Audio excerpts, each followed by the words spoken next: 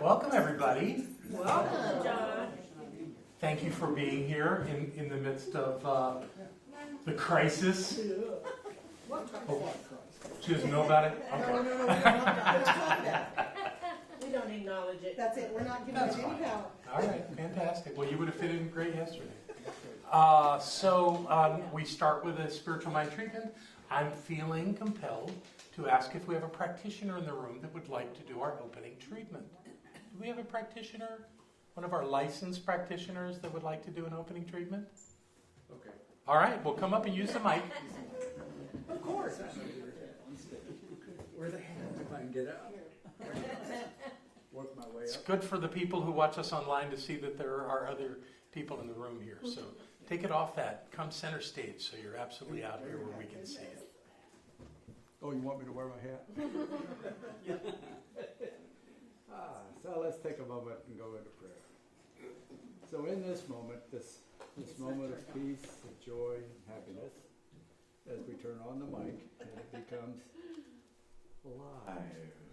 That's better. So the moment has just expressed itself in the perfection of the one life that always is. And I know that this one life is present right here in this room, in each and every person, each and everything, each and every thought. It is perfect in every way. So I know this evening, this class is meant to be. And those that are here are in perfect order, perfect right, perfect health, in just the right way and right time. So I'm grateful for this. I know that all of it is taught, all that it is absorbed, all that it is welcomed in our hearts and our minds is that word which is the truth. And I'm grateful for the time, grateful for each person here, grateful for our teacher, John, and knowing that all is well. I just release this in the law of mind, knowing that everything is perfect. And so it is. So it is. Thank you. Thank you very much, Tim. So I am going to talk about it. Just to say, it's good to be informed. It's not good to be reactive.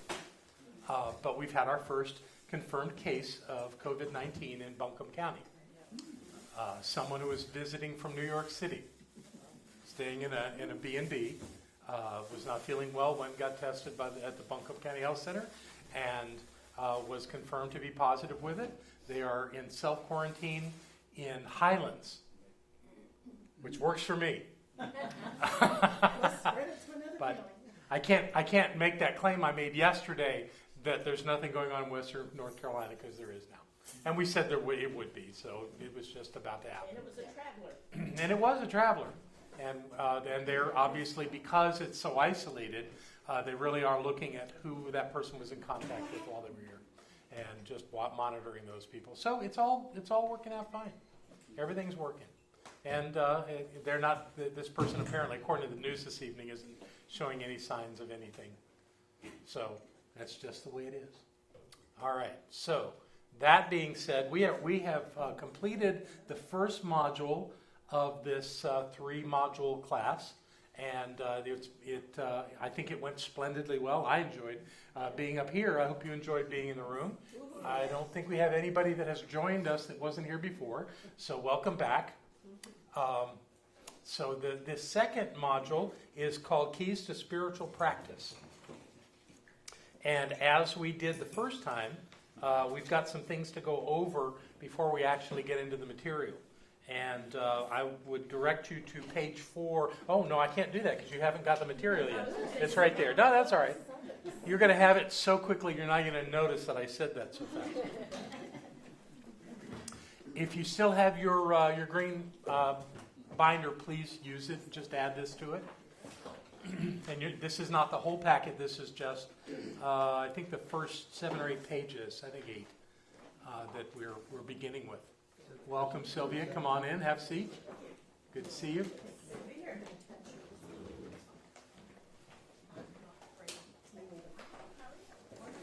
So as I said, we're going to start on page, well, I started to say, we're going to start on page 4. And I don't remember, I mean, it's right here in this book I've got, but I don't remember if we had the names of the other 2 modules early on, but here they are now. The Keys to Spiritual Practice is where we are, and the third module will be Keys to the Spiritual Path. What does that mean? I have no idea. We'll know when I get the curriculum. But I have gone through the curriculum for Module 2, and I think we're going to have a good time with it. It's a lot more, quite hands-on, because it's a... And you said page 4? Is that Page what 4, you yeah. Yeah, we're looking at course description right now. And then below the course description, we've got our course objectives, and I thought these were worth going over to make sure that we are in agreement with this. The first one says, recognize how to use thoughts and words to create, to limit, and to affirm our life circumstances. That seems quite reasonable. Describe the power of taking responsibility for consciousness and consequence. I think I gave a talk about that recently. Experience a daily gratitude practice. That will be something that we'll get into, is gratitude as a spiritual practice. Explain the threefold nature of God and how it relates to the creative process. Those two are principles that we'll talk about tonight. Understand the importance of self-awareness in developing consciousness. Experience different methods of spiritual practice. Yes, that's what this is about. Understand why affirmative prayer is effective, and write a spiritual mind treatment for yourself and for another person. So we're going to get into spiritual mind practice here as well. And the last one, experience direct revelation through the practice of visioning. We are going to do a visioning process here too. Not tonight, but we're going to do it in Module 2. Any questions about any of that? Nope. I think it was written rather well. Next page is our agreements. We did an agreement page. Welcome. Come on in. Join us. Ed, that's okay. No, that's all right. We're filming in the back of the room, and you just moved across that, but that's okay. Sit down and enjoy. Glad you're here. So we're on page 5 in the handouts that we're putting out tonight, and we're going to go through these agreements to make sure that we are in agreement. We'll just start at the top. I agree to be on time for the beginning of each session and after breaks. I agree to participate in discussions and activities and to complete classwork and homework or signed readings. I have no idea if we're going to have any of that, but if we do, they're asking us to agree to that.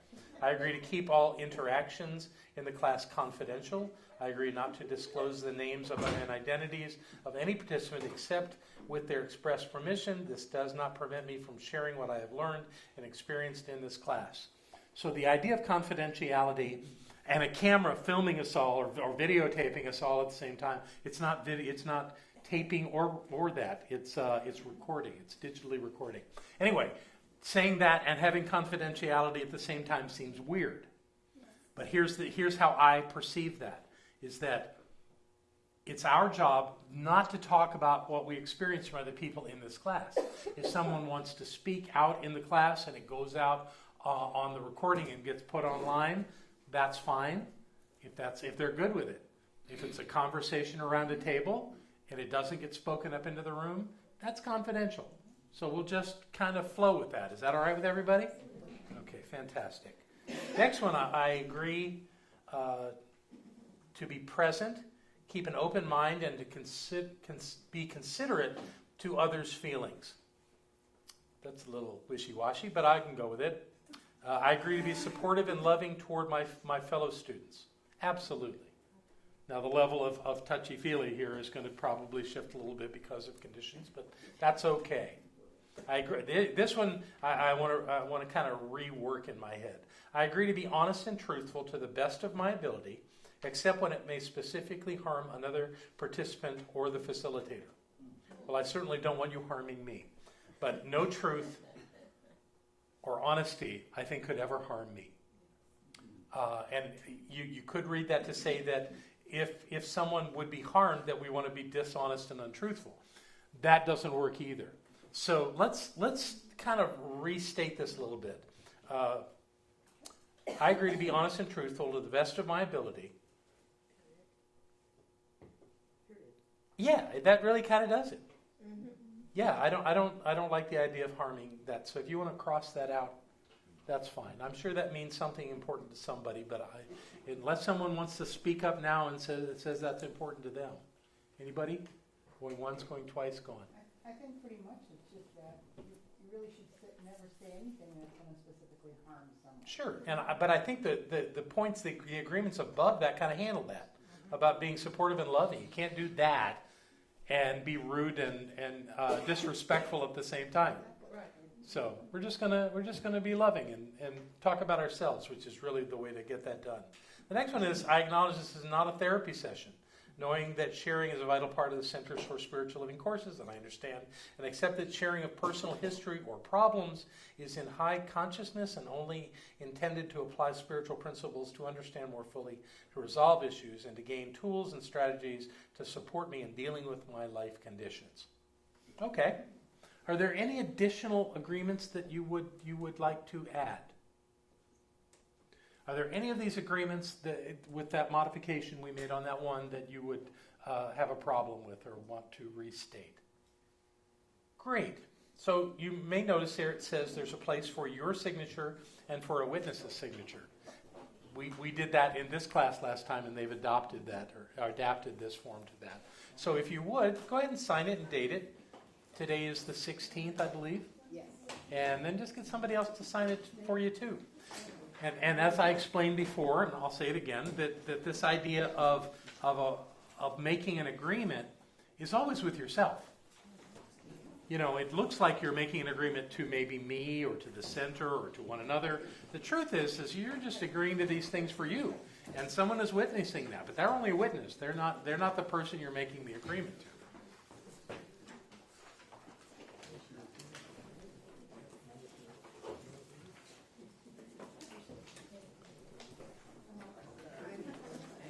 We've got one more page of preliminaries before we actually get into what we're going to talk about tonight, and it's these group guidelines. They used my word guidelines, too. Apparently they like you. Apparently somebody does like me.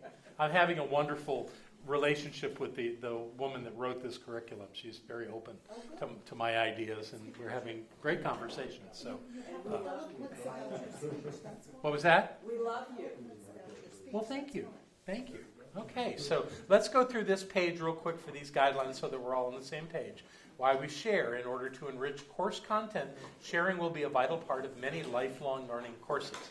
The purpose of sharing is multifaceted. Sharing is to allow participants to acknowledge their own progress and be recognized, recognize undesired conditions and circumstances in their lives, and start replacing these with desirable circumstances.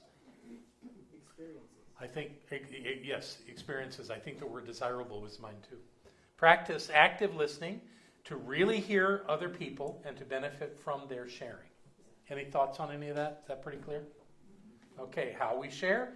All sharing in class is kept confidential. We've done that. We share from our own feelings and experiences. We do not comment on others sharing or offer advice. I could not agree more. But we can ask questions. You know, if somebody really brings something up that kind of draws our attention, to ask a clarifying question is a good idea, but not anything that would try to fix them because they're not broken. Anybody in this class broken? No, nobody's broken. Good. Okay, we keep sharing short, 2 to 3 minutes. I think that's reasonable. We are self-aware of the amount of time and space we take for sharing in each discussion or activity. We wait until everyone has had a chance to share before asking to share again. That's reasonable. Okay. How to enhance sharing and listening as sharing begins. May I ask something? Oh, of course, absolutely. What do you got? Just you didn't finish the whole thing on that third one. The short one? Yeah. Yeah.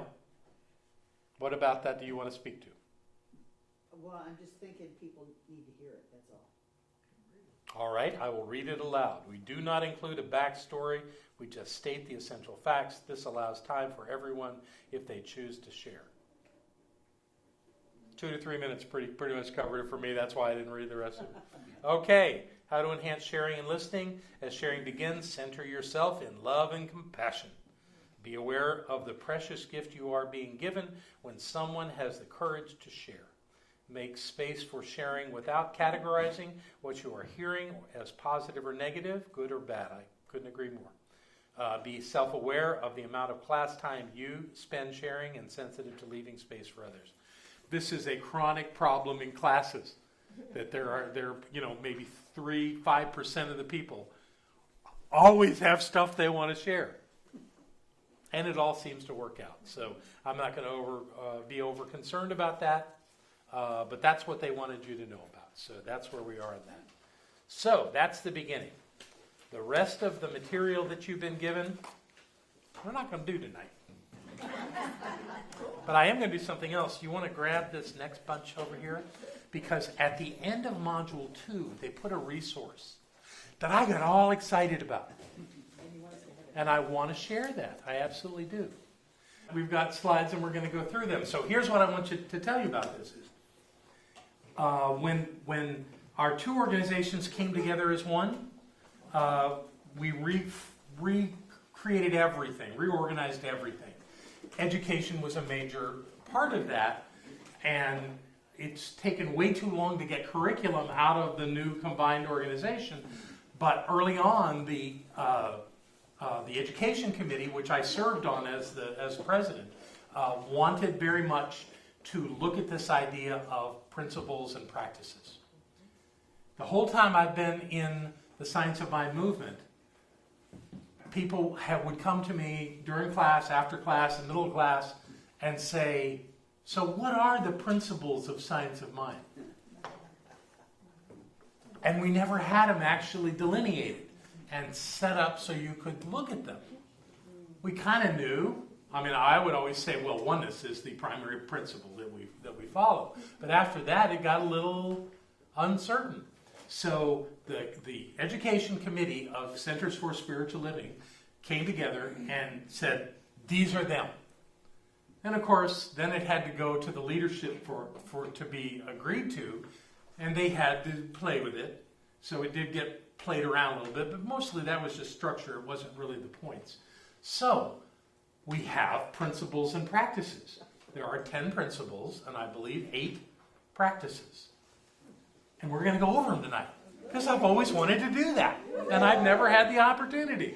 So we're going to go through them and talk about each one of them. You're getting their brief idea on page, is it 28, 29? So you're getting, yeah, so on page 29, you're getting the beginning of that, the principles. Obviously, people who are watching online are not getting that, but that's what these slides are for, so that everybody gets to know where we are. And we're going to just go through them and talk about them, okay? So that's the plan for tonight. So we begin with, well, maybe I should turn this on too. John, has this ever been released to the CSL Yes. community? Yes, it has. It was given out at the not the convention that just happened, but the one before, and with great fanfare. We're going to start with principles. We're going to go through them one at a time. What I would like is to have April pass around the mic and have different people read these little short synopsis of each of these, and then we're going to talk about them, okay? So we're going to start with the first one. Who wants to read number 1? Sophia wants to read number 1. Fantastic. Number 1, oneness. There is one infinite reality. We call it many names, including but not limited to God, life, universal spirit, infinite intelligence, first cause, or the thing itself. The one infinite reality is undivided, complete, and whole within itself. This oneness creates everything out of itself, and therefore includes both the absolute and relative, tangible and intangible, physical and metaphysical aspects of reality. Yes. Love. No. We're going to talk about that one before we do number 2. Hang on to the mic. You can hang on to it. We'll get there. Well, actually, we're going to talk about it, so you guys may have thoughts too. But I have to say, when I read that description of oneness, it kind of misses me. It's like saying oneness is God. But to me, oneness is a characteristic of the divine. I don't think that oneness is the divine. I think that the divine has oneness. So I'm not sure I would have said it quite like that. I think that this idea of oneness is an amazing concept. And Barbara talks about it all the time when she goes into that idea of Tunis. And then I tease her about that's the capital of Tunisia. But the idea of oneness is conceptual. It's how do you perceive the divine? How do you perceive it? Now, I don't think we have that in our human understanding at the level of the human experience that we can fully grasp oneness. I think it's more of a direction for our attention than it is a destination. And what I did was I looked beyond that and I found another idea about how does one experience oneness. And what I came to was this. Experiencing oneness transcends the mind. When we experience divine oneness, we feel a connection with everything in existence on every level. In other words, we feel at one with all things. As the Native American people say, mitakuye-asin, or I am one with all things. So, conceptual. This idea of oneness is conceptual. And I don't believe that a human being can fully grasp the idea of being connected to everything. I think that that's something we strive for. I think perhaps in those moments of mystical clarity, perhaps at that moment we can get it. But it's not an everyday thought. You know, we can say it. We can say it, ad nauseum. But it's really about continuing to be open to the sense that there is no separation between me and anything else that exists. And that takes some work. That's not a simple task. Troy, you want to say something? Let's get the mic to you. We're talking into the mic because we want to make sure that the people that are watching the recording can hear you. Well, when I see the word love, I also would agree that it's an attribute and not a definition. And something you could say love. Well, we're not to love yet. We're in oneness. Oh, oneness. Love is the next one. Okay. Well, Yeah. then, again, it's an attribute. Okay. Yeah. Oneness is an attribute, and it's like love. It's a descriptive term, but it's not the entire entity. It's one aspect of understanding. I mean, it's a big one. It's a big one. But I agree with you that there are different things to see as the divine. But oneness is the primary thing that we seek to at least attempt to embrace and embody as best we can. Yes. Betty has a thought. The best way I can describe oneness is Star Wars in the Force. I mean, when you see that, if anybody is a Star Wars fan, the Force is the energy of all things. And that helps me visualize the oneness, is that energy in the force behind all things living, moving, breathing, or not breathing. So that's what helps me visualize oneness is, may the force be with you. Yes, and we're just going to ignore the idea of the dark side. I think this is very multi-layered and complex. It's not just, I had a mystical experience one time, and I was standing in a spiritual center, and all of a sudden everything disappeared, including the physical stuff in the room. And I ended up in what I call this divine place of nothingness. It was complete. It wasn't sad nothing. It was unspeakable nothing. And there wasn't any separation. It completely didn't exist. There you go. But after the experience, I realized I was in another dimensional place. So I think it depends on you talk. I don't know if this is kosher in this department here, dimensional stuff, but it definitely was in another dimension. It was not third dimension, and you get into quantum physics now, and there's a lot to say. Yeah, but you can't think yourself to that place. No, you can't. This happened. Yeah. It just happened, and I have a lot to say And that's about what most that, people too. say about peak experiences, which would be experiences of oneness. When you have that epiphany and everything, all of the illusion goes away. Completely. I mean, Holmes actually had one of those on stage at a center in California. And those are you can't recreate it. You can't you just, can't. oh, let's just go back to that. You No. can't, but the imprint is left on you. Oh, absolutely. So that shifts everything, because you now have an imprint that Exactly. you didn't before. So your reality is slightly altered because of that. There's another piece of this that I love to teach, and that has to do with Thomas Troward, who was one of Holmes's teachers. And what Troward said, and these are my words, not his, but the essence of what he said in the Edinburgh lectures was that if God is infinite, if that presence, whatever it is infinite, then there cannot be anything other than it. That's the first thing to know. The second thing to know is that if something is infinite, then it must be complete in its being infinite at every point. Ooh, that's like that. Talk about dimensional layers. You know, if all of God is at the point of me, and all of God is at the point of you, wow, that just changes the equation pretty dramatically. And that's all looking at oneness. I'm a Star Wars fan as well, and I've modified "May the Force be with you" to "The Force is strong with us." Yes, very nice. Another place to look at something like that would be the movies The Matrix. You know, and how there was this different dimension and everything was connected. And once you understood what it was, you could do things that nobody that didn't know that could do. You know, so it's all built around this awakening to the presence of the divine within us and recognizing that everything is where I am, but everything is where you are too. Feel. Yeah, the matrix metaphor, for a couple years ago, realizing that a lot of people think, got to escape the matrix, got to get out of the matrix. When for me it was realizing that, no, it's that we are the matrix.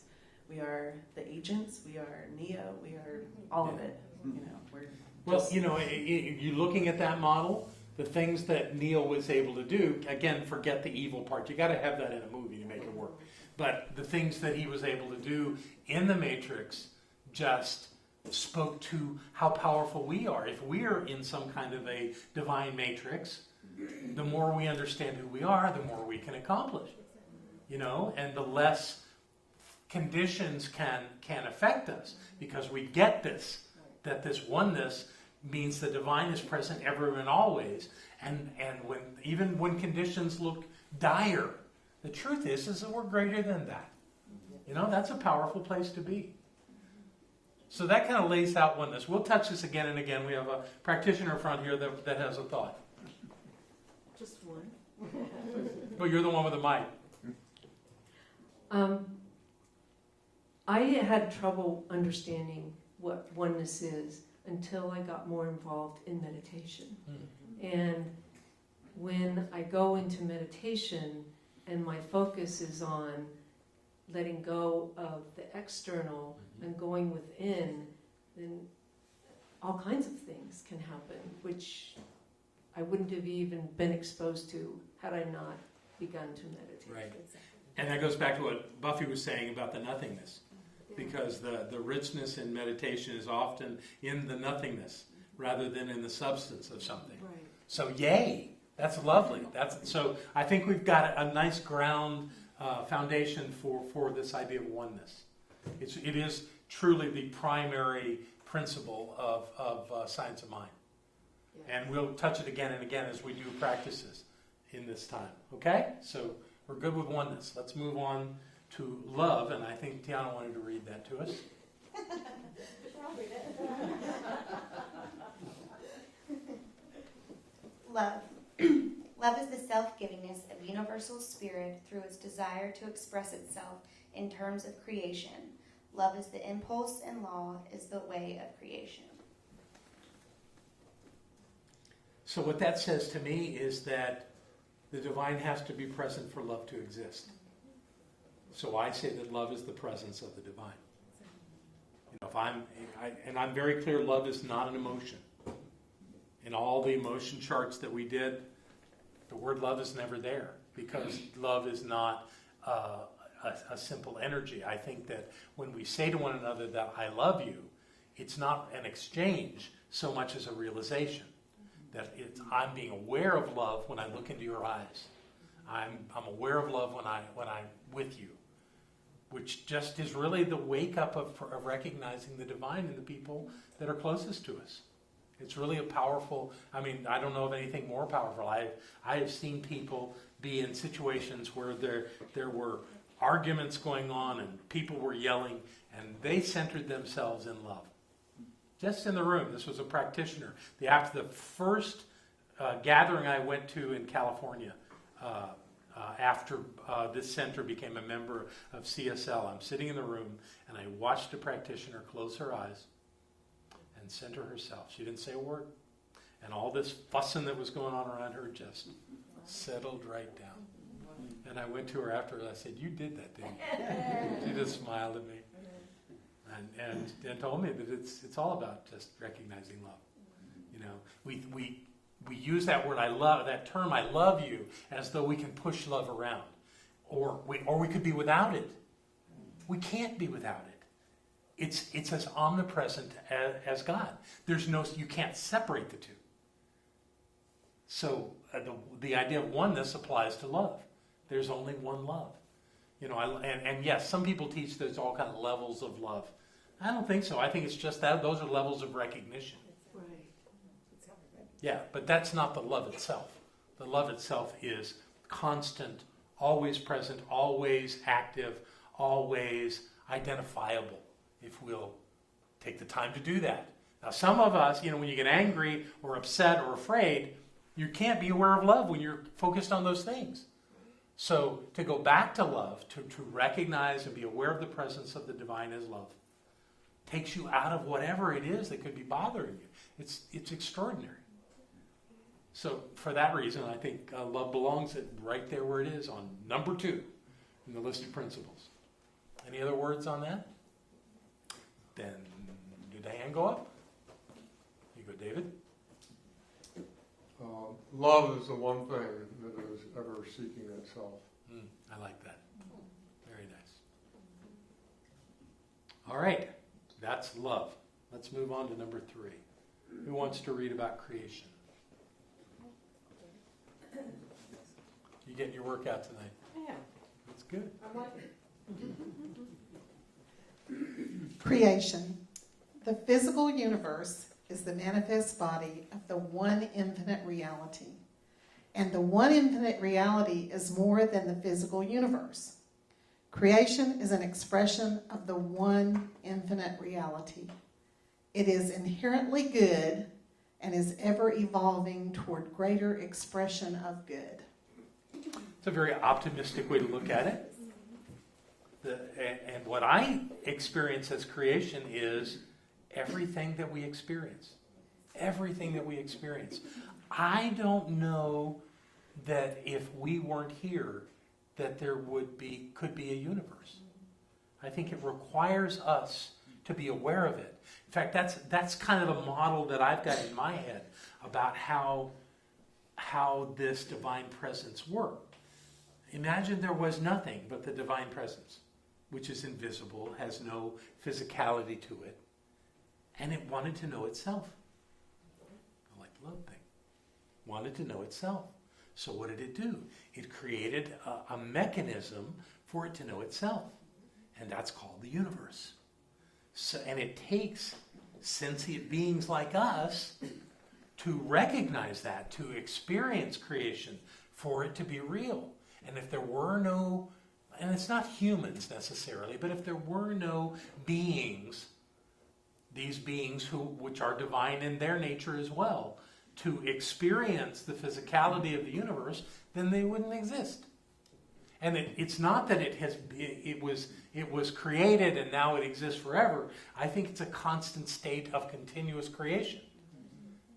You know, that if we don't recognize it and play this interactive thing with the universe, it'll cease to exist. And that the divine seems quite delighted with how we do this, because we're delighted with how we do it. You know, that we get to experience all of this. And yes, we get to play with drama. We get to see things that we think are wrong or bad. But the truth is that all of it is divine. All of it is perfectly unfolding. And everything is a spiritual experience. So how could that not be wonderful? So we have this unlimited creative ability. And the creation of the universe is our playground. And we get to be here and get to do what we do. And having that as a spiritual principle, I think, makes a lot of sense to me. Any other thoughts on creation?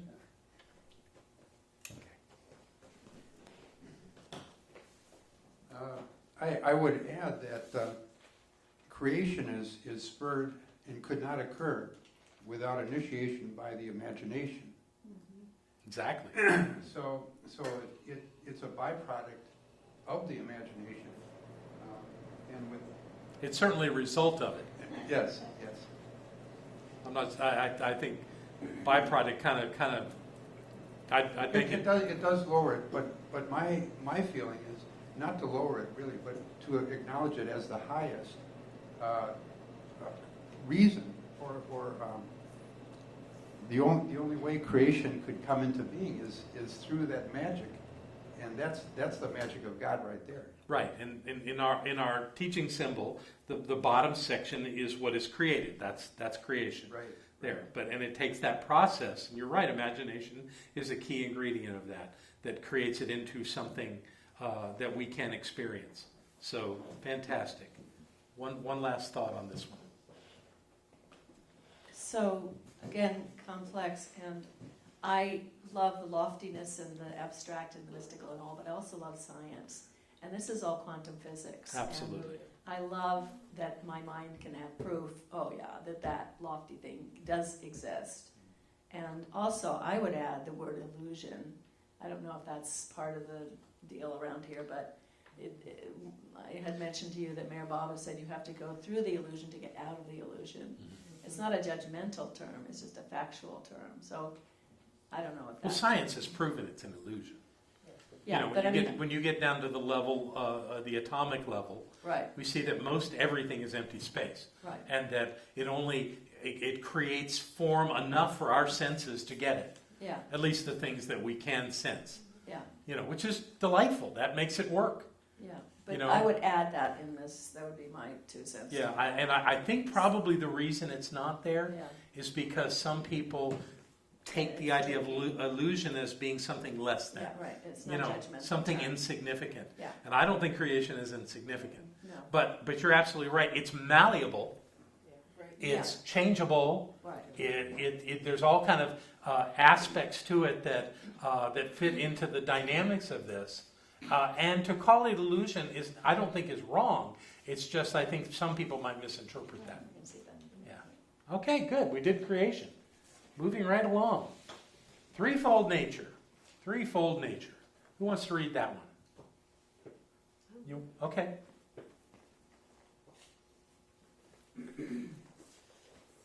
The one infinite reality expresses itself in 3 aspects: spirit, law, and body.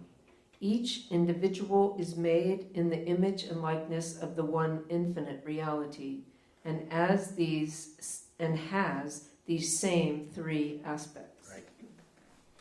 So that's the creative process is threefold. It starts with that invisible yet all-powerful presence that has no physicality to it. That place from which all ideas emerge. That brilliant, absolute place, which we say, if we're going to use the word illusion, we'll say this is the reality. This is the highest reality you can have, is that spirit exists, even though we can't see it or connect with it at the level, at a sensory level. And then you've got this thing called law. And we'll talk about that more, and we've already talked about it in this class. But the idea that there is some mechanism, some way that idea is transformed into form. That's the second aspect. And then the third is the form itself, which Holmes was brilliant enough to say that the one creative aspect of all life exists in the creation but is not absorbed by it. Meaning that we don't worship anything physical. We don't find the highest reality in the physical world. We find it in recognizing this divine presence. But you've got to have all three if you're going to play this game of being in a creative world. And it really does work. And the beauty of it, the greatest beauty of it for me is that it's an ongoing process that never ends. Therefore, if you don't like the way things are, you can change them to something else. Without exception, even if it looks like, no, this is here, this is going to stay. I see that in Barbara. You know, Barbara does not accept that the fact that she had a stroke is her destiny and she's going to stay there. She's not. And because of that, new therapies and new ideas and new aspects of this journey that she's on keep showing up, presenting real possibilities, you know. So, you know, can I stand here and tell you that Barbara will be back 100% the way she was? No, I can't.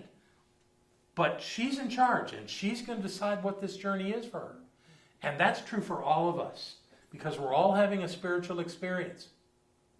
You know, we're all engaged in this thing of moving through time and space to some end point in these particular bodies, and that journey that we're on right now is using that threefold nature of the divine. It's brilliant. And I think it's the best explanation of how the universe works that I've ever heard. So I'm sticking with it. It was actually originally called the triune nature. But we dropped the triune thing. I guess it sounded too old English or something.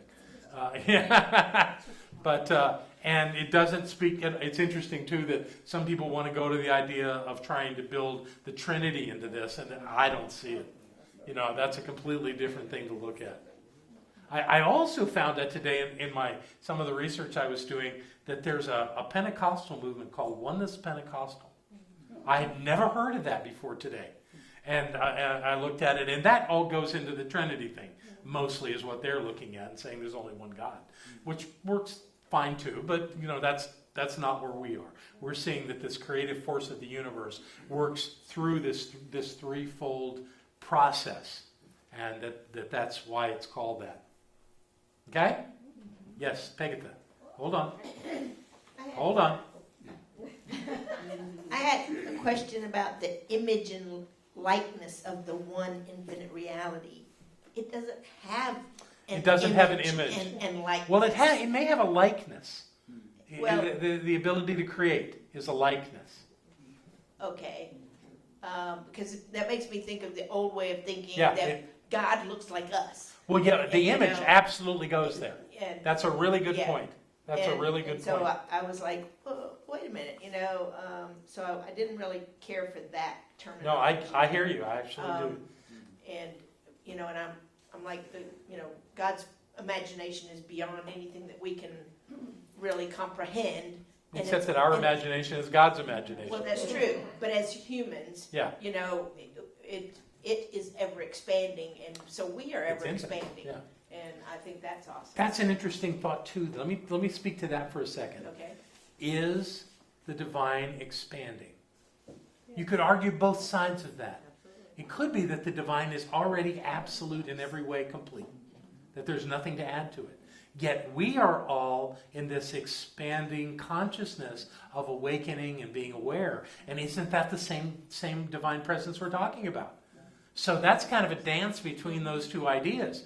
There's still stuff to work out in this teaching, and I like that. Yeah. Well, if God is In the mic.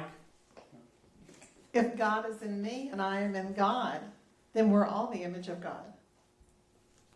Whatever that means. Exactly. Yes. One more I thought. think Troy's about got it. Star Wars then. Troy. I'll pass on that. Okay, all right, good. All right, we'll just keep going then. All right, we've got our threefold nature, now creative process.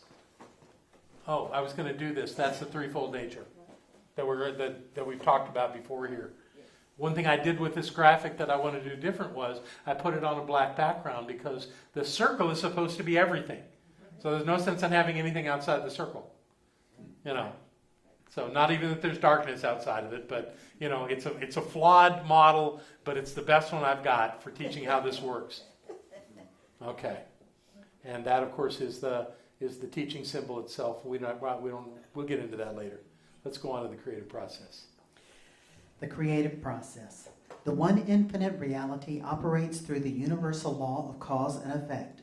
This universal law is impersonal, automatic, and intelligent.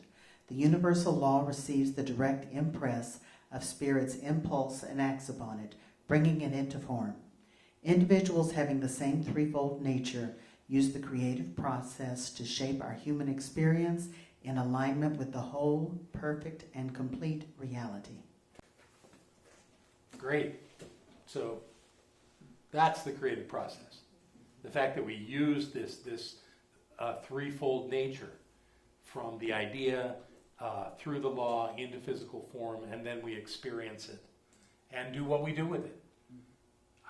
If we got even more clear individually that everything that we're experiencing, we generated, consciously or subjectively, that we created it, then we're in a position to recognize we can always change it.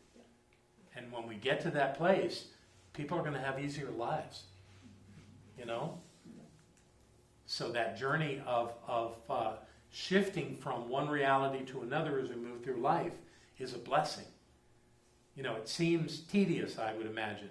Some might say that we shouldn't ever have things like strokes or heart attacks or cancer or things like that. But people have had exquisite experiences working through those things. So how can we make those things wrong? You know, nobody goes around seeking them, yet they still are part of our unfolding consciousness as a species, that these are things that human beings go through, and that it's a learning experience. And how do you apply this creative process to those things? You work through it. You work through, you become clear of who you are, and you use that to create your experience. Yes, some people have instantaneous healings, and other people have other kinds of experiences that are longer. And my guess is that as dazzling as it might be for someone to have an instantaneous healing, what a conversation! What an interesting thing to talk about. But really, the gifts of life, to me, are richer, of waking up in the morning and seeing, where do I go today from here to there, and experiencing that fully and richly and nobly on that path, that journey of life. And we're all doing it. You know, so I know a lot of people, especially when they're supposed to check into the hospital tomorrow, will call me and say, "Tree for me to have an instantaneous healing." That's just trying to be in denial. You know, there's some reason you're moving through this. I had a guy once that had an uneven heart rhythm. I forget what that's called. Tachycardia? Arrhythmia, thank you. Arrhythmia. And he had gone in once and had the shock treatment to straighten it out. And he was out of rhythm again. And he said, "I really want you to treat that this just self-corrects and I don't have to do this." And I said, "I don't feel comfortable doing that. How about this? How about I treat that you go in and you go through the procedure and your heartbeat and rhythm comes completely into alignment and stays there the rest of your life?" He said, "I'll take that." So we all want that instantaneous healing. Of course we do, because who wants to go through the other thing? Why not go ahead and experience whatever it is and let that be okay? You know? So that's, to me, what this is about, is expressing into life and experiencing the result of that. And then in that experience, expressing again, seeing something different, or maybe the same, maybe exactly the same, and doing that until it doesn't work, and then doing something else. It's all good stuff. That's the creative process in a nutshell. Yes, let's give Steve the mic there. I was just going to say that's very relatable with what's going on on the planet now. Mm-hmm. I mean, you can really take that whole, everything you just said, and apply that. Well, if you look, you're absolutely right. If you look at all of the panic that's going on, those are folks that think they could be injured or hurt by something outside of them. And what we've learned through this teaching is, no, we're in charge. Now, does that mean nobody in this movement is going to get the COVID-19 virus? No. But chances are it's going to be an experience that's going to be okay for them. You know, we're okay. And coming to it from that place, realizing that we're in charge, is a very powerful place to be. I got one of the things I talked about yesterday was in that nursing facility in Kirkland, Washington, where 25 elders, made their transition with this virus. There's one guy who's almost 90, getting ready to turn 90. He's gone through it. He's done. He's fine. Why does he get to do that and the next person doesn't? Part of it's how he sees himself. And so he's fine. At least in the moment. And he's fine anyway. Even if he transitions, he's fine. But that's creative process. And we do that all night. We're going to do a bunch more of that while we're running through this. So, number 6, spiritual law. We'll do this one, and then we'll take a break. Who wants to read spiritual? Oh, and I'm making the distinction here. And think about this as whoever's Pegatha's going to read that. That it says here spiritual laws. This was the biggest fuss I put on when I was on that committee. That they insisted on putting laws, and I tried to explain them as only one law. They didn't buy it. They were entrenched in the idea that these are different. So think about that as Pegatha reads this to us. Spiritual laws. Universal spirit maintains harmony, equilibrium, and balance through spiritual law. There are various expressions and uses of spiritual law. For example, the law of correspondence, the law of attraction, the law of giving and receiving. Spiritual laws are impersonal, consistent, and intelligent, and are always operating. Consciously, individuals can learn to use these laws to create or change conditions. So you kind of get my point in there? They called it spiritual law too, and then changed it to spiritual laws once they gave the different ways of seeing law different qualities. But they're the same thing. It's just a different way to see the same thing. That's like saying because there are 3 aspects, there's 3 gods. Well, you got to say that in the mic. When you say that there's different laws because there's different expressions of law, that would be like saying there are 3 gods because there are 3 expressions of God. Good point. That's not true. Good point. It's just how you define law that gives it different appearances. The law's not expressing differently with these different laws. It's all about you think it shows up. Basically, every spiritual law comes to that bottom line. I think it shows up. How did that happen? Well, you attracted it to you. Well, it was a mirrored effect.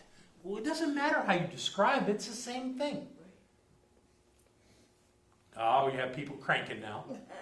Yes, sir? I would just go back to number 2, love. The very ending statement there, love is the impulse and law is the way of creation. Beautiful. The way of You're creation. absolutely right. Now, here's my dilemma with all this. I had great fun offering changes to the curriculum. This is not the curriculum. This has been approved by the leadership of our movement. They're not going to change it. Well, it may be written in stone. That's a good point, Betty. But the point is that we don't have to accept it just the way it is.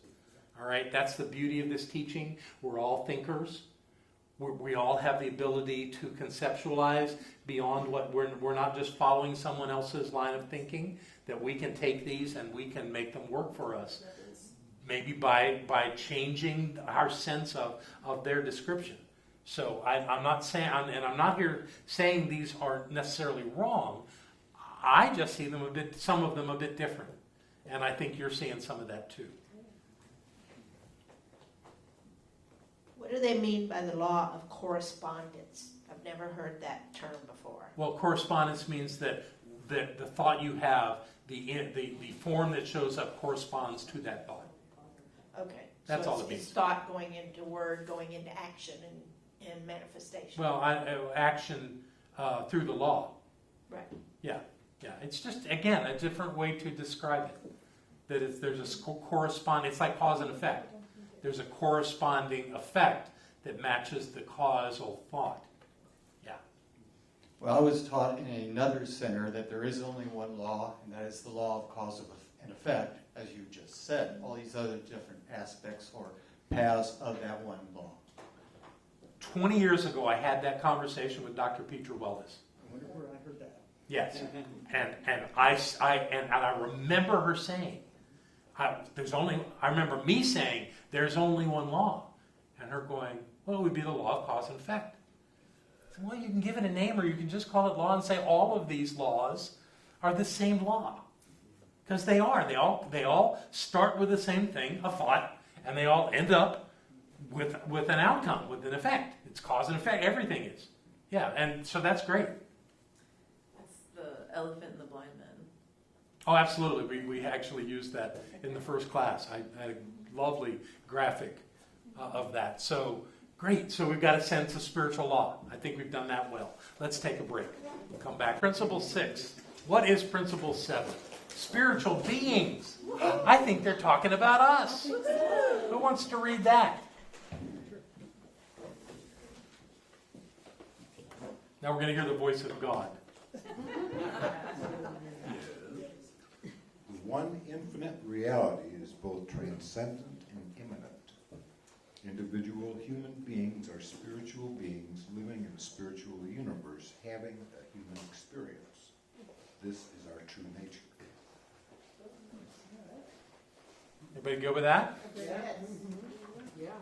Barbara says that we're spiritual beings living in a spiritual universe, having spiritual experiences. But, it's however you want to say it, that's fine. I mean, we certainly are living in human bodies. My first spiritual teacher in Australia had, I think I may have mentioned this, he would say that we have a human. And we need to take care of our human.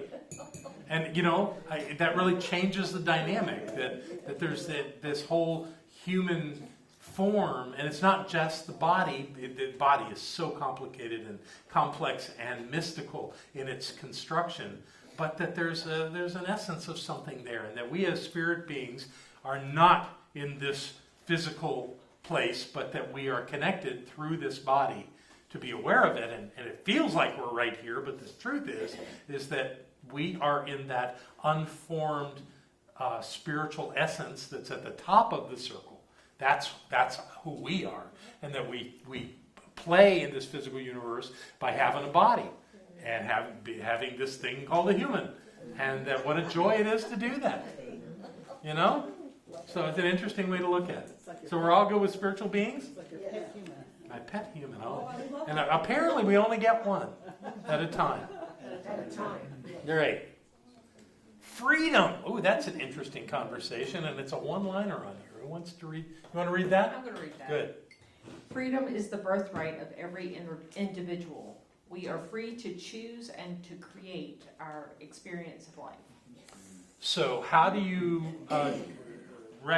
justify that or explain that when people live under the rule of totalitarian regimes? How does that work?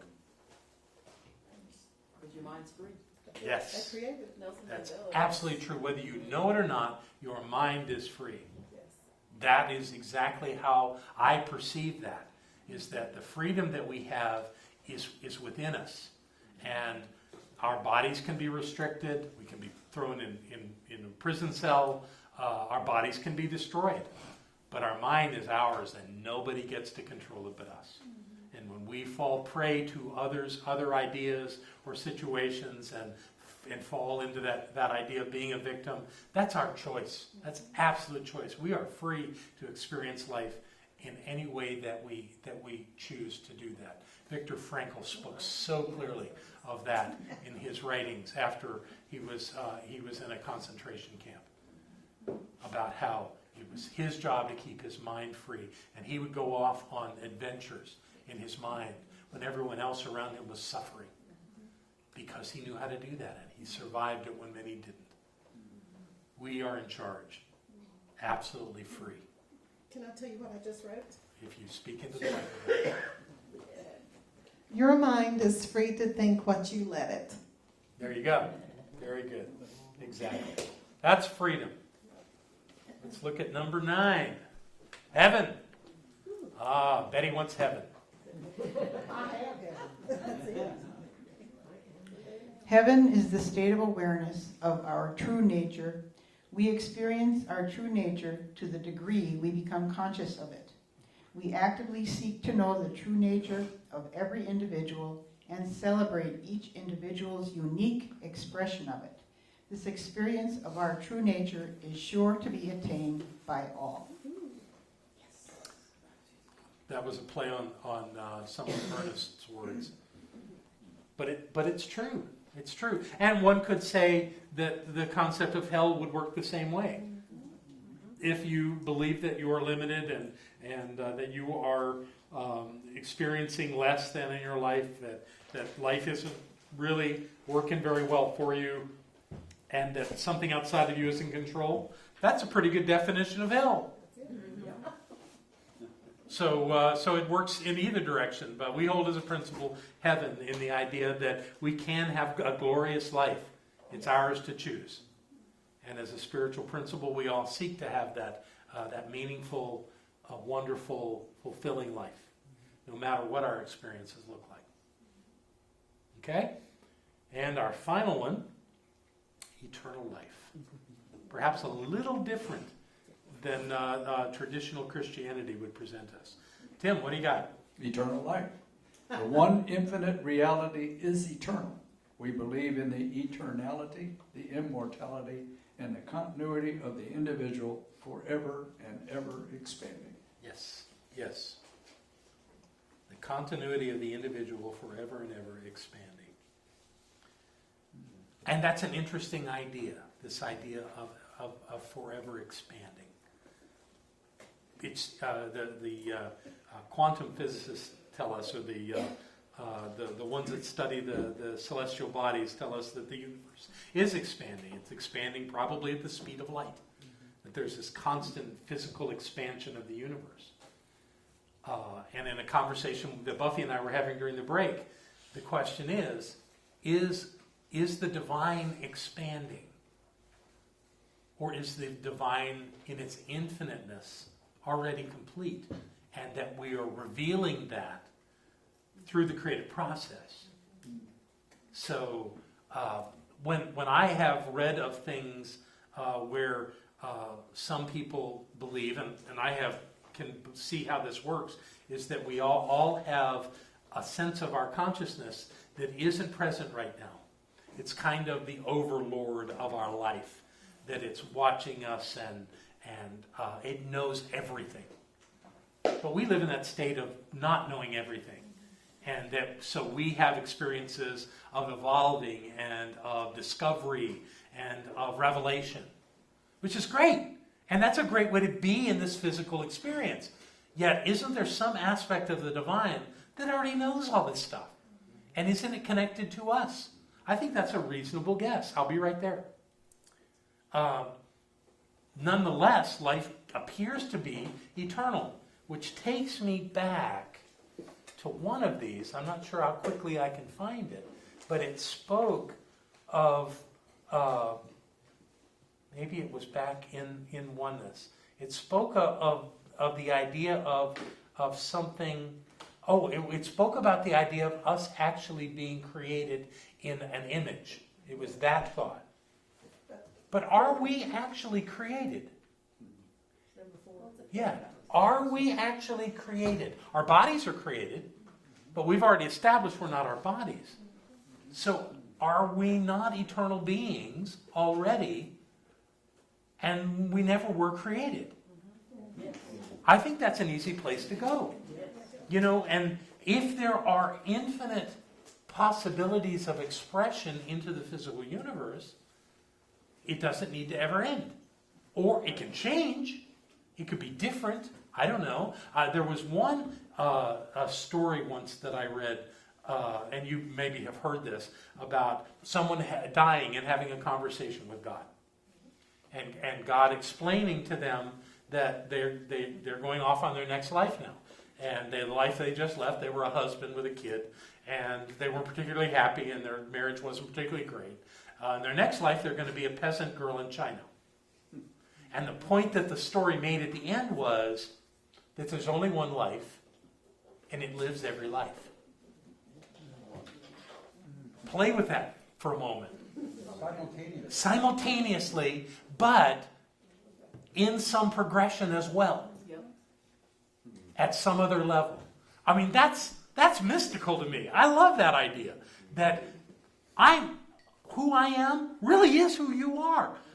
We're just doing it in a different way in this continuum, so that you're all me. You're all me and I'm all you. Yes. Wow, what a concept. Yes. You know, that could be. Great. Can you make your statement again? Probably not. No, the idea to me is that if this idea of there being one life, it could lack multiplicity. Maybe really the divine really expresses and experiences one life and then experiences another life. And being is, what are there, 7 billion people on the planet? So that's only on planet Earth, in this obscure corner of a solar system somewhere in the universe, right? Talk about infinite and eternal. If that's the way it works, you never run out of stuff to do, right? Wow. I mean, that's mind-boggling to me. And it's lovely. It's a lovely idea of how to look at life. So we got a couple of thoughts over here. We'll give these. Yes, absolutely. And what about if our completeness is expansion? That is part of the completeness. The ongoing expansion? The ongoing expansion. Well, it's certainly part of the game. Yeah. So, sure, why not? That'll work. I kind of get lost in the continuity of the individual. I'm thinking in many more traditional religions, they feel, well, when I go to heaven, I'll see my mother and my grandmother, and I'll recognize all these individuals. We won't have that physical body, but I think we'll have that awareness of that aspect of the oneness having experienced as your mother or father, possibly. Whatever happens when we transition out of a human life, I think we remember everything that we didn't know while we were here. So that transcends anything that I can think about it today. Because if there is that higher level of reality, that really, that bigger understanding of life that I have, but I'm not knowing it right now because I'm in this evolving thing called the life of John Waterhouse. Okay, maybe, so however that works, it's going to be great. And including people like Abraham. Well, is Abraham a person? No. It's a collection of beings, I'm told. But Abraham says that when you leave this life, regardless of how it happens, you move into something that you really like. It's really wonderful. Okay, that'll work. So I'm not worried about it. And who was it? Ram Dass said he's not that interested in dying, but he's really interested in what's going to happen afterwards. What a great place to put it. Have another thought? Yes?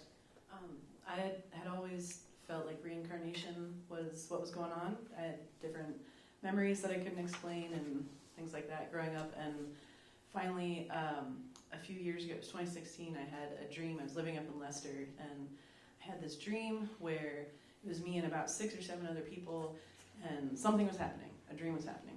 Then the dream ended, and another dream started, and didn't remember it. 6 or 7 other people, something happening, and then the dream shifted, and it kept happening. And I didn't remember the previous dreams until all of a sudden I was in the woods with 6 or 7 people and everything, and all of a sudden I stopped, and I was just like, we've been doing this for a while. Like, this is, this has been going on. All of a sudden I remembered all the dreams, and I realized that these were the same 7 people, even though they looked differently. Yeah. And then I realized they were all me. That there it was you go. All the lives circle through somehow. Wow. What a lovely dance. Good for you. That's great. Okay. So those are the 10 principles of science of mind that science of mind embraces. We don't claim to have created them, but we do claim to believe them. All right, and now we have, 20 minutes to go through our practices, which really isn't going to happen. But we'll start at the top with them. Let's see where we're going here. We're going to practices. And practices begin with spiritual mind treatment. Let's not try to read all this. Let me just give you a quick overview of each of these. And really, the course for the next 5 weeks is going to include exploring these. How many of you here are not familiar with the practice called spiritual mind treatment and how to do it? Okay. All right. Good. Great. Fantastic. I'm glad you're here. It's going to be a lovely journey. It's going to go faster than when I teach an entire 8 weeks on spiritual mind treatment, but it probably doesn't require that for you to get it. So what spiritual mind treatment is it's prayer, but the way I like to describe it is the same way champagne is wine. Not all wine is champagne. Spiritual mind treatment is prayer, but not all prayer is spiritual mind treatment. The thing that makes spiritual mind treatment so significant to me is that it is not a petitioning prayer. It is not asking anything. We do not ask. We simply know the truth. And we do it in a formula that causes our mind to follow through. Now, people, especially people who are in practitioner training, love to tell me, well, you don't have to do the 5 steps of treatment in order. Well, you don't have to, but the value of it really is in the progression of those 5 concepts. And they are to understand that God is, that there's a power and a presence in the universe that is absolute, that is whole, that is complete, and that is infinitely present everywhere and always. That and whatever other qualities you want to give it. That's step 1 of spiritual mind treatment. Now, that's the place you can't go. We talked about that in Oneness. But you can move in that direction. So what I will teach you when we do spiritual mind treatment is to move in that direction with your first step, not fall into the pattern of saying the same phrase every time you start a treatment, which some people love to do. I find it much more compelling to think in the moment, what do I know about the divine right now? And how can I stretch myself a little bit more with that? So that's what step 1 is. Step 2 is about saying, if God is all there is, then I must be that. And the point of that is you cannot start at step 2, or they will lock you up. But if you are absolute in to the best of your ability in step 1, to know that Spirit is all, you have to include yourself. To leave yourself out is crazy. And in fact, that's a conversation that usually I upset people in more traditional disciplines of religion when I say, so if God is infinite, isn't God right where you are? Isn't God what you are? Isn't God who you are? And that drives them crazy. But if infinite is infinite, then it must include everything. There's no way to have a partial infinite. So that's your 2 steps. So what step 2 does is it empowers you to speak your word as the divine. That's the great gift of the second step. It's not out of ego. It's not to bolster you in any psychological way. It's for you to say, okay, if that's the truth, then I speak as the divine right now. And you move into step 3, which is where you affirm or declare or realize the truth. And there's some work around that, and there's some sub-steps to that middle step, that 3rd step, which is called, I call it realization. And it really works for me to realize what is true rather than trying to force it. And it has to be stated in a way that it already exists. And it can be. Truth can be very revealing that way. So you state your truth. Now, when Holmes taught treatment, when he created this idea called spiritual mind treatment, he had 3 steps. That was his thing. Sometimes he just did step 1, but for the most part, those 3 steps are what he brought forth as spiritual mind treatment. It was one of his students that actually said that student said that his students at a different center, actually in Oakland, California, were asking for a closure part of treatment. So he proposed to Holmes that there be Thanksgiving and release. and those who have evolved and become part of a 5-step treatment. Now, once you let the horse out of the barn, there are some people that have up to 14 steps. But that gets complicated to me. I like having the 5 steps. The one thing that some people in this movement have added a 6th step is denial, saying something is not so. And I have mixed feelings about that. I can see the point of that if you say this is not so, and you immediately fill that void with what is so. That works. That's okay. But for me, I want to focus on what is. So I pretty much don't pay attention to what the condition was that's gone, because that's not where I am. I'm in knowing that it's so. And so I entirely focus on the realization of what is and make that the focus of my treatment. We'll get much deeper into that on the night that we just do spiritual mind treatment. But that's the first one here. How we doing? Okay. The second one is practicing the presence. This was a change that was made after I left my position, because they actually grouped 3 different activities in this. The first one is meditation. And we could spend 6 weeks just talking about meditation, the kinds of meditation that are out there. But we will practice the meditation in this class. And we'll look at different modalities of that. Actually, our new spiritual leader, Edward Viljoen, wrote a whole book on meditation. He's got some great ideas in it. So I'll be presenting some of that to you while we're here. The next one is mindfulness. We talked a little bit about that last week. Mindfulness as a spiritual discipline, and we'll delve into it once again. And then the final one here in this number 2 is visioning. I really probably should keep my slides going here. So we've done meditation, mindfulness, and then visioning. Visioning is a process that was, I don't know if he created it from the very beginning, but Michael Beckwith at Agape International Spiritual Center in Carson City, just out of LA, is the one that promoted this in our movement, and it is used generally at in a lot of different ways in the activities of the Science of Mind and Centers for Spiritual Living. We haven't used it much here, but we're definitely going to do a visioning session here so you get a sense of it. And really, what it is, it's a meditative process where a series of very distinct questions are asked, and it's a progressive response process. And what happens is, when a group does it, is that everyone will have their own answers, but then when we collect all the answers and look at them, we'll see things that repeated. They came again and again and again, and there's something very revealing from that.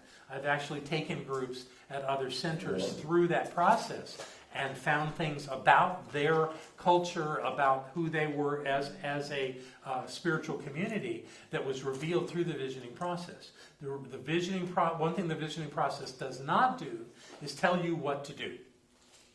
It's not like you go, oh, I see it. It came to us in visioning. We're supposed to build a blah, blah, blah. No, it doesn't work that way. Here's the great story I'll share. I'll probably share this again. And it comes from Edward Viljoen's community in Santa Rosa, California. He had a group that was visioning. They were in a facility. It wasn't big enough. They needed a different facility.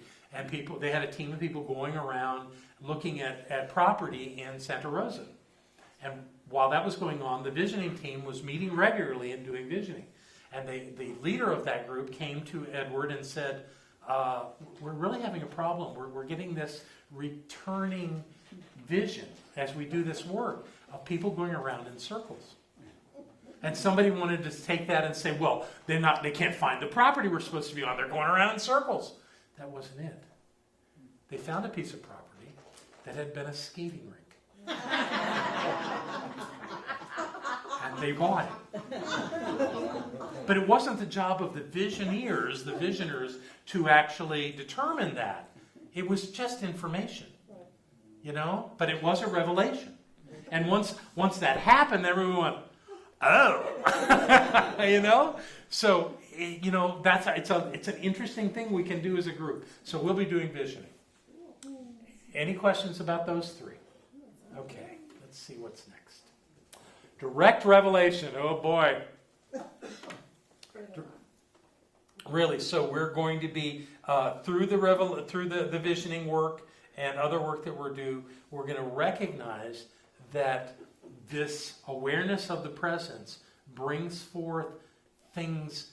Someone mentioned, I think it was Troy, imagination, intuitive senses, things of that sort that really are divine revelation. You know, and what happens sometimes is that we really don't know what we've got when we get it. And it takes some time for it to actually synthesize to a place where we can go, oh, I remember when I did my first vision quest. I went up on a mountain out in Leicester, out in Turkey Creek. And there was a group of people that sat at a fire and held vigil for me and 3 other people that were up on this mountain at different places. And I got a vision. I absolutely got a vision.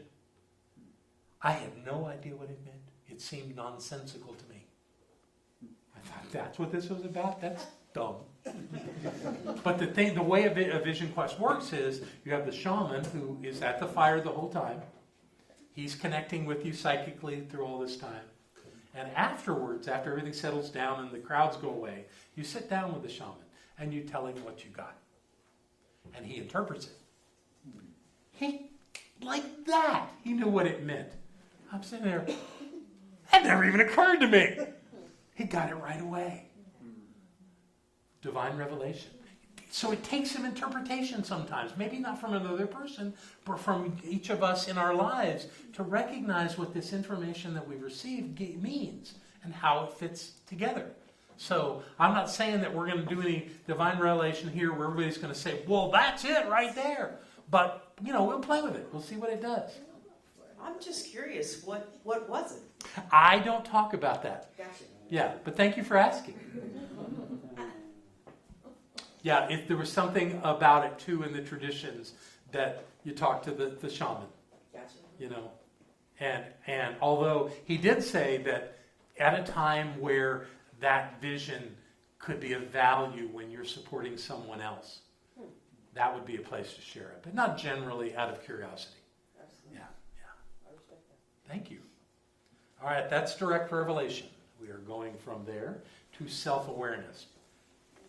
Very, very powerful work, self-awareness. That's kind of what this is all about. So the idea of creating practices around self-awareness, I think, are going to be a very welcome part of what we do in the coming weeks. And to me, self-awareness is self-describing, yeah. So gratitude, we talked briefly about gratitude as a practice, about keeping a gratitude journal. In fact, I think somewhere in this curriculum, which I have not found yet, but I did read something that suggested it, is that we may all do a period of time where we do some journaling, some gratitude journaling. It doesn't have to be fancy. Maybe we'll just do it for a week. And so we'll figure where that is along the way, just to spend time being grateful. Nothing more powerful than being grateful. Nothing better at pulling you out of a state you don't want to be in than to be grateful. So nothing that brings you to an awareness of love better than gratitude. So we'll work on gratitude as a spiritual practice. This one I find fascinating. Those of you that are members of the center will remember the process that Barbara takes us through, where she has us look at people that we admire and write down their qualities and pick out the ones that repeat and then create out of that a name for ourselves, sort of like a spirit name. And mine is clear, compassionate leader, so that I recognize the importance of compassion, but I still have an internal judgment that I'm not compassionate enough. And really, in my personality profile, it kind of comes through that I can not be callous, that's way too strong a word, but I can be a little aloof, a little, what are they saying we're supposed to be doing right now? Social distance? Yeah. That I can play that game. You know, and which is not being compassionate, because when you move into compassion, you move into empathy and a stronger connection. And as much as I love everybody in this room and that comes to this center, I'm not one to bare my soul to others. You know, that's just not my nature. So compassion is something that I continue to look at. You know, about making sure that when I see somebody going through something, that I don't fall into judgment, that I don't say, well, they're just not being very, very conscious right now in their lives. In fact, that part of that conversation Buffy and I had during the break was about the COVID-19 and about how easy it is to find fault in other people who are panicking, and how unproductive that is, and how discompassionate it is, and how that's something I need to work on. So perhaps there are others in our group here that don't do the compassion thing as well as it can be done. We'll look at that and see how we can up our game on that. So that'll be the compassion work that we do. Intentional manifestation. The first thing I see there in the points under it is spiritual mind treatment, which is, to me, how we create intentional manifestation. But truly, you're creating intentional manifestation with every thought you have. So it's not a question of manifesting. You're already doing that all day long. It's a question of becoming conscious about it. So to me, the work there is conscious manifestation, every bit as much as intentional. All right. But again, we're talking about stuff that has been approved by the leadership of our organization. They're not changing it because we like to make it a little different. But that's what we'll probably focus on is conscious manifestation when we get to that one. And then the last one is sacred study. And talking to you about that is like preaching to the choir. Because it is not the last one? Nope, we have one more. Ah, very good. Well, let's stick with sacred study for a moment. Because sacred study is the idea of continuing the journey of discovering who we are. So many ways to do that. Yes, you can read a book, you can watch a video, and you can actually up your understanding of your spiritual nature. But really, it's all that work is internal. That is what we do for ourselves. And if we have found a book or a video or a teacher that resonates with us, it's still us that's doing the work. Because nothing gets on its own. You can't sit on that book or that video and receive it by osmosis. You have to engage it. And you have to be open to it. I was remembering that when I was in my 20s, there were people in my life. I had my godfather had a sister who went to Unity. And she would give me Unity stuff. It meant nothing to me. I would read it and go, I don't know what that means. So I never gave it much. But boy, at the time that I was ready in my life, and these concepts started showing up, oh man, was I ready to get it. I was so hungry for it because my life, I thought, was ruined. And I had this void that needed to be filled. When I was in my 20s, I was playing a game. Life was grand. I had not a care in the world, so I had no need for this. And I think that's one reason that most people in this movement, Sophia, you and Tiana and some like you that are younger don't have this, but most people don't find this till they're in their 40s. The occasion, Maggie's younger, obviously there are some younger ones that'll do this, but for the most part, you go through your life and it kind of collapses, which creates this void for you to fill, and then you find out about these teachings, and then they fit so well. And you're ready to release all that stuff that went along with the hell you'd been through. So it's good. So most people, I think, do show up in their late 30s, early 40s, maybe even older. But then when younger 30-somethings or 20-somethings show up around here, we do the happy dance. Because they're way ahead of the curve on that one. They have 2 less years of hell to live in. Apparently, or they don't need to go through all of that to be here. But they, however people are doing it, it's wonderful. And we're all finding our way. But I never expect those children that stand on the stage to be Science of Mind students for their entire lives. That's just not reasonable. They're going to go out and try other things. They're going to go out and test the world. They're going to walk through the fire. They're going to find their way. And it's not that they ever lose what they get here, because when Matthew Fogelman, Barbara's son, gets into a real fix, he calls his mom and asks for treatment. Yeah. So it doesn't go away. But it doesn't necessarily play that predominant role that it does in our lives, because we are so focused on it now. But however it works, it works. Okay. So there's one more, I'm told. And, other methods. Okay, we'll probably look at that as well. I don't have a slide for that because I didn't actually read that as something that was separate, but there it is. Okay. So we'll obviously go beyond these in our Module 2 Discovery. But that's in essence what we're working on this term, are these practices and how to apply them to our lives. Are there any thoughts or questions in the room before we close tonight? So really all we've done tonight is kind of set up what we're going to do for the next 5 weeks. And I'm sure it's going to be a glorious process of discovery. And I look forward to being on this journey with you for those weeks. Thank you very much. Yay! All right. So if you would, take out what you're going to give tonight.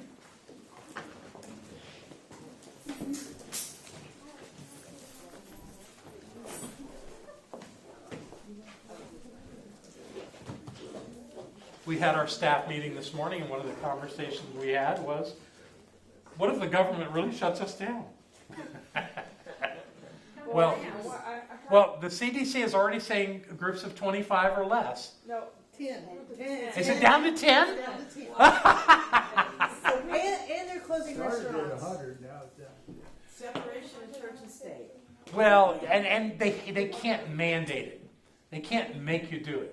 They maybe cities have the ability because stores and restaurants and bars have licenses.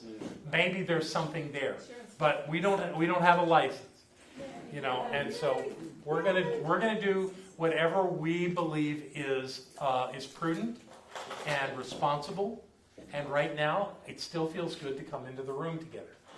And so, and now knowing that the one person in this town that has been positive with COVID-19 has moved on to Highlands, I'm feeling like we're still in a pretty good place.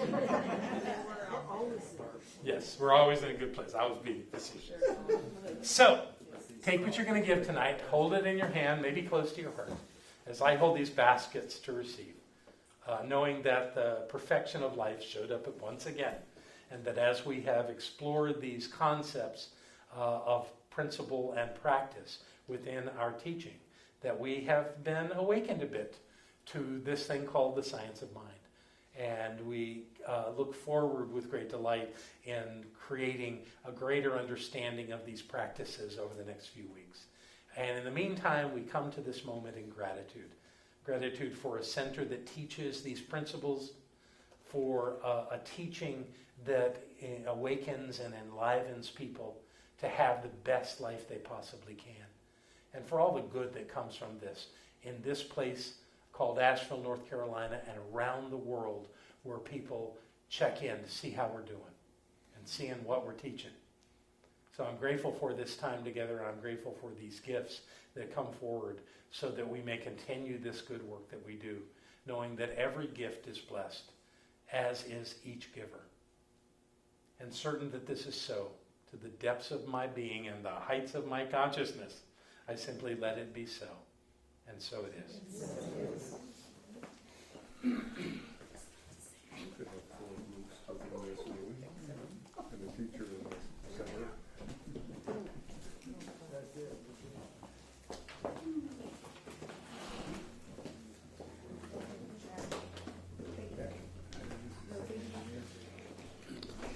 Thank you. And thank you. So let's bless this. This collectively is the generosity of this class tonight. And I know that each one of these envelopes and this paper money that is in these baskets looks just like something slight, but it isn't. It's that dynamic flow of spirit into this center from these beloveds who come together, who love this teaching and love this center and love their lives a bit more because of it. So we know that these gifts are blessed, and we know those that give them are blessed. And that we go from this place, this sacred ground, back out into the world, and we go just a bit clearer, walking a bit taller, being a little bit more certain of who we are in the world, knowing that all is well and that all is God because we are here. And that's the truth. In gratitude and love, We let that be so, as together we say. So it is. Thank you all. Hi, I'm Barbara Waterhouse. And I'm John Waterhouse. Thank you for watching this message today. Through our website, cslasheville.org, we have over 1,000 messages, classes, and New Thought books, all to download at no charge to anyone. Producing this incredibly valuable collection of ideas is really making a difference in the world. It's changing lives everywhere. Please go to our website, cslasheville.org, and click the Donate button. You can support this life-changing ministry, and when you do, we'll send you a note of thanks and also put you on our daily prayers. By doing this, you're helping to raise the consciousness of people across the entire globe. We're changing lives together, those lives that are being more prosperous, more healthy, and more joyous. Thank you for being a part of this important work and supporting what we do here at CSL Asheville. Thank you.